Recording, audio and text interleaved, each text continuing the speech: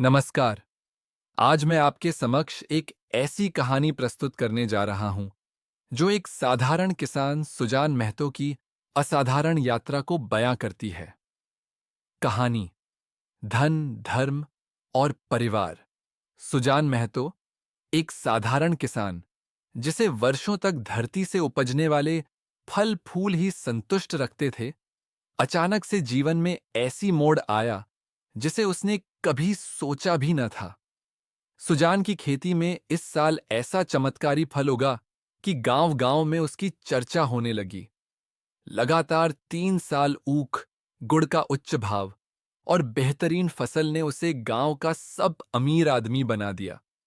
लेकिन सुजान की ताजगी और अमीरी ने उसके भीतर एक नया परिवर्तन लाया। वह धन्य महसूस करने लगा था। अब उसका दिल धर्म की ओर झुकने लगा था। अपनी संपत्ति का वह सही उपयोग करने लगा। उसके घर में साधु संतों का आगमन होने लगा। चौपाल पर हर दिन हाकिमों और अफसरों का जमावड़ा लगने लगा। सुजान का दिल भरा हुआ था और वह अपने नए धर्म के पालन में लीन हो गया। उसने गांव में कुआं खुदवाया, यज्ञ और ब्रह्मभोज आयोजित किया। अब उसकी दरवाजे पर प्रतिष्ठा थी। लोग उसकी प्रशंसा करते थे। घर में हर ओर खुशहाली छाई थी। लेकिन इस महानता के साथ साथ सुजान की असली परीक्षा अब शुरू होती है। वह अपने घर में, अपनी जिंदगी में एक नया दृष्टिकोण पाता है। पहले जिस जीवन में स्वार्थ था, अब उस जीवन में आत्ममूल्य और अच्छाई की ख्वाहिश जागती है। उसने पुरानी आदतों को छोड़ दिया था, लेकिन अब घर में उसकी उपेक्षा होने लगी थी। उसकी पत्नी बुलाकी पहले जो सब कुछ समझती थी, अब उसे सिर्फ एक धार्मिक भक्त के रूप में देखती थी। उसका कोई निर्णय अब घर में महत्व नहीं रखता था। उसके बेटे उसे ताने देते थे।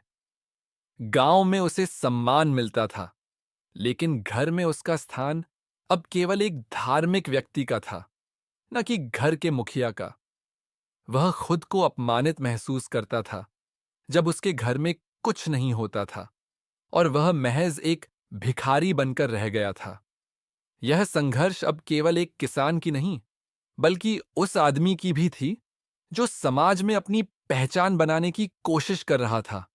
लेकिन उसे यह एहसास हो रहा था कि उसका अपना घर उससे दूर होता जा रहा था। एक दिन जब वह भिखारी से दरवाजे पर भिक्षा मांगने आता है, सुजान की छवि पूरी तरह बदल जाती है। वह जानबूझकर अपनी पुरानी आदतों को तोड़ता है, सिर्फ यह दिखाने के लिए कि वह अब एक भिखारी के रूप में भी दान दे सकता है। घर में उसकी स्त्री और बेटे उस पर हंसते हैं, उसकी उपेक्षा करते हैं।